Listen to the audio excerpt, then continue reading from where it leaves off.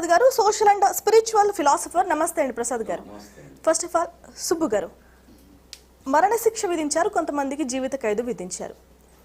ఈ వెర్డిక్ట్ అనేది మంచిగా ఉందా? చాలామంది ఏమంటున్నారంటే ఈ 6 సంవత్సరాలు అవుతుంది, ఇప్పుడు 2 కుటుంబాలు నాశనం అయిపోయాయి, మనిషి లేడు, 2 మనుషులు లేరు, సో ఎందుకు ఇలాంటి తీర్పు ఎందుకు అని కొంతమంది మాట్లాడుతున్నారు. ఒక అడ్వకేట్ గా మీరేం చెప్తారు? మొట్టమొదటిగా సమాజంలో డిస్క్రిమినేషన్ అనేది ఆది నుంచి ఉన్న అంశం అండి.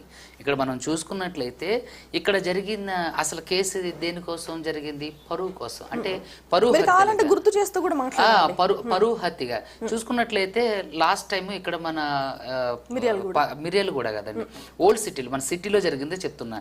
ఒక ముస్లిం అమ్మాయి ఒక హిందూ అబ్బాయిని ప్రేమించిందని సొంత తండ్రి తన చేయి నరికేసిండు. ఈ మెడ దగ్గర అంటే లోతైన గాయం, చంపడానికి వేసిన వేటిలో ఆమె చనిపోకుండా బ్రతికింది అన్నట్టు. ఎందుకు అలా అటాక్ చేస్తున్నారంటే పరువు హత్య. అంటే తన కులం కాని వ్యక్తిని, ఇప్పుడు ఉన్నత సామాజిక వర్గాలకు సంబంధించిన వ్యక్తులు అంటే లోయర్గా, అంటే ఎవరైతే దళిత మైనారిటీలు ఉన్నారో వాళ్ళ పిల్లల్ని చేసుకోవడం, లేదంటే వీళ్ళు వాళ్ళ పిల్లల్ని చేసుకోవడం, దాన్ని ఒక పరువుగా పరిగణిస్తారన్నట్టు. ఏది సమాజంలో గౌరవప్రదమైనటువంటి హోదాలో ఉన్న పిల్లలు కానివ్వండి, లేదంటే ఉన్నత సామాజిక వర్గానికి సంబంధించిన పిల్లలు, అది ఆడ కానీ మగ కానీ ఎవరైనా సరే కింది స్థాయిలో ఉన్నటువంటి అంటే తక్కువ జాతి కులం వాళ్ళ పిల్లల్ని చేసుకుంటే వాళ్ళు అహంభావం దెబ్బతింటుంది, సమాజంలో మా గౌరవం పోతుంది, సమాజంలో మేము తలెత్తుకొని బ్రతకలేము, రేపొద్దున ఇంకొకటి వచ్చి నీ కూతురు అలా అయిందిరా, నీ కూతురు ఇలా అయిందిరా, నీ కొడుకు ఇలా అయిందిరా అని చెప్పి మన సమాజంలో ఎత్తి పొడుస్తారు.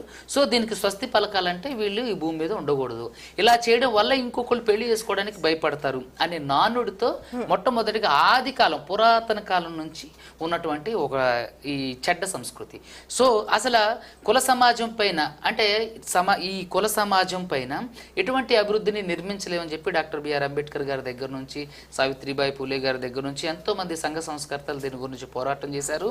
కులరహిత సమాజాన్ని, కులాంతర వివాహాల్ని ప్రోత్సహించారు. ఇలా రకరకాల సందర్భాల్లో ఇట్లా చేసుకుంటూ వచ్చారు. ఈ పరువు హత్యలు అనేవి ఏంటి అని అంటే ఇదొక అంటే సోషల్ ఎమోషనల్ సంబంధించినటువంటి అంశం. ఏంటంటే ఇది చాలా సున్నితమైనది, చాలా ప్రమాదమైనది కూడా.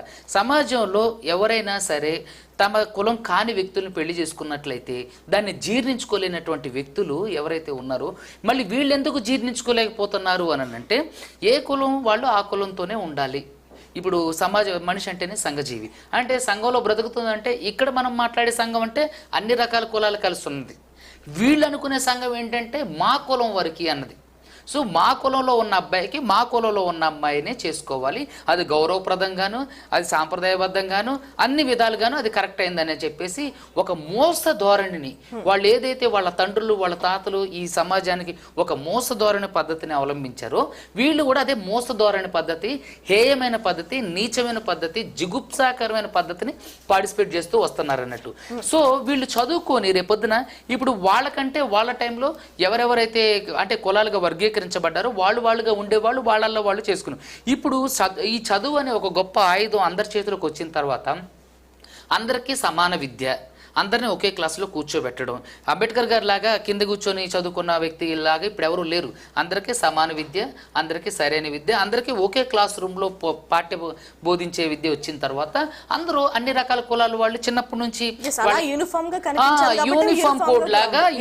కోడ్ లాగా అందరూ పరిచయాలు అవుతున్నాయి. తర్వాత కాలేజీలో కూడా ఈ కులం వాడే జాయిన్ అవ్వాలని లేదు, అన్ని కులాల వాళ్ళు జాయిన్ అవుతుంది. సో అక్కడ పెరిగిన పరిచయాలు కానివ్వండి, వాళ్ళు చదువుకున్న విజ్ఞానం కానివ్వండి, అక్కడ ఉన్న వాళ్ళ తెలివితేటలు కానివ్వండి, సమాజాన్ని మార్పు చేయాలని కొన్ని విషయాలలో ఇప్పుడు ప్రేమ ఎవరి మధ్యలో ఎలా పడుతుందో తెలియదు. ఇప్పుడు ప్రణయ్ ఉన్నాడు, అతను దళిత సామాజిక వర్గానికి సంబంధించిన వ్యక్తి. ఇప్పుడు అమృత ఉంది, ఆమె ఒక ఉన్నత సామాజిక వర్గానికి సంబంధించిన వ్యక్తి. వీళ్ళిద్దరి మధ్య మరి జాతి వైరుధ్యం ఉందా, లేదంటే ఇంకా ఏమన్నా వైరుధ్యం ఉందంటే జాతి వైరుధ్యం ఉంది, ఇక్కడ కులహంకారం ఉంది, అదేవిధంగా ప్రేమ అనే ఒక స్వచ్ఛమైన పదాన్ని చిదిమేయటానికి ఇవి రెండే ఇక్కడ అంటే కారణమైనవి అన్నట్టు. ఇప్పుడు ఈ జాతి అహంకారం వల్లే కదా ఈ ప్రణయని వీళ్ళు యాక్సెప్ట్ చేయలేకపోయింది.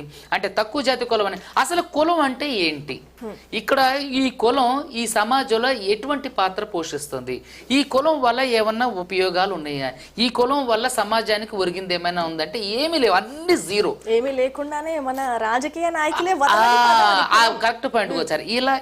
ఇలా ఎందుకు జరుగుతుందంటే డివైడ్ అండ్ రూల్ పాలసీ ఇది ఆర్యుల కాలం నుంచి ఇక్కడికి వచ్చింది అన్నట్టు. మనం చూసుకున్నట్టయితే భారతీయ సంస్కృతికి చూసుకున్నట్లయితే ఇప్పుడున్నటువంటి దక్షిణ భారతీయులు ఎవరైతే ఉన్నారో వీళ్ళు మొట్టమొదటిగా భారతదేశాన్ని ఆక్యుపై చేసుకున్న వాళ్ళు. వీళ్ళు ఎక్కడైతే అంటే ప్రాచీన నాగరికత ఏదైతే ఆఫ్రికన్ కంట్రీస్ నుంచి వాళ్ళు ట్రావెల్ అయ్యి మన అంటే భారతదేశంలోకి ఎంటర్ అయ్యి ఇక్కడ నాగదేవత అంటారు కదా, పాముని ఆరాధించే వాళ్ళుగా ఉండేవాళ్ళు అన్నట్టు. సో ఆర్యులు అదే నార్త్ ఈస్ట్ కంట్రీ నుంచి ఏదైతే ఉందో వాళ్ళు రకరకాల దేశాల నుంచి అంటే అగ్రవర్ణం అది ఒక రకంగా చెప్పాలంటే ముస్లిమ్స్ మత ఆచారాలకు సంబంధించినటువంటి వ్యక్తులు. వాళ్ళ యొక్క ట్రావెలింగ్లో వాళ్ళ యొక్క ఆహారపు అలవాట్లు, అదేవిధంగా వాళ్ళ యొక్క భాష, తర్వాత రకరకాల మార్పులు చెందుతూ ఆర్య సంస్కృతిగా అంటే జ్ఞానవంతులుగా ఇక్కడికి రావడం.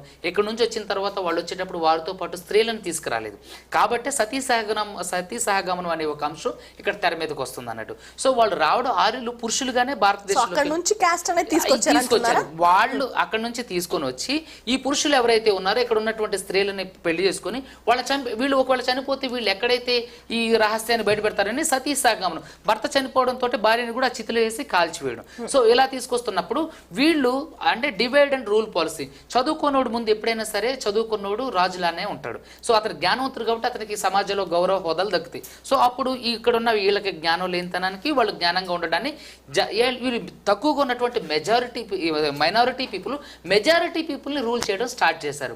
సో మనం అందరినీ కలిపి రూల్ చేయడం కష్టం అవుతుంది కాబట్టి డివైడ్ అండ్ రూల్ పాలసీ అంటే విభజించి పాలించాలి అని చెప్పి వాళ్ళని కొన్ని వృత్తులు అంటే ఇక్కడ వృత్తులు కూడా ఎలా వచ్చాయి నేను చెప్తా.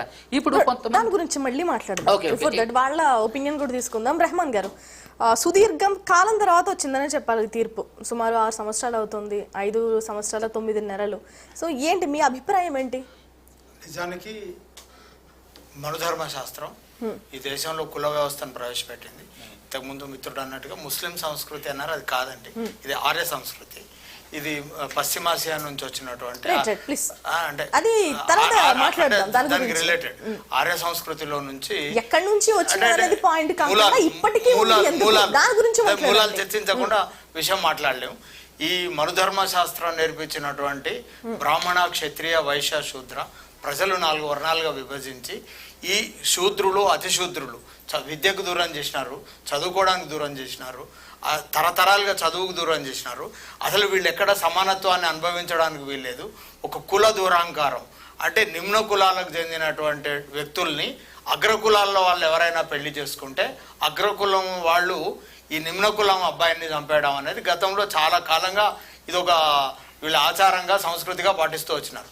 ఒక నల్గొండ జిల్లాలో మనం చూసినాము, వాళ్ళ నాయనమ్మ అనుకుంటా తన మనవరాలని వేరే తక్కువ కులం వాళ్ళు పెళ్లి చేసుకుంటే ఆమె ప్రోత్సహించింది, చంపిని మనవన్ని నువ్వు చంపి నా దగ్గరికి రా అంటే చట్టం ఏం చెప్తుంది, పర్యావసనాలు ఎట్లుంటాయి, వీటన్నిటితో సంబంధం లేకుండా కేవలం అంటే ప్రేమలు ఎక్కడైనా చిగురించవచ్చు అండి, ఏ ప్రదేశంలోనైనా ప్రేమలు చిగురించవచ్చు. కానీ ప్రేమకు కులము, మతము ఏముండదు, ఉండకూడదు కూడా. ఆ స్వచ్ఛమైనటువంటి ఆ ప్రేమని ఇద్దరు యువతి యువకుల మధ్యలో చిగురించిన ప్రేమకు వాళ్ళు పెళ్లి చేసుకున్నారు. పెళ్లి చేసుకున్నటువంటి అది రాజ్యాంగబద్ధమా కాదా అనేది నాగరికత సమాజం ఆలోచించాలి. 18 ఏళ్ళు దాటినా ఏ కులం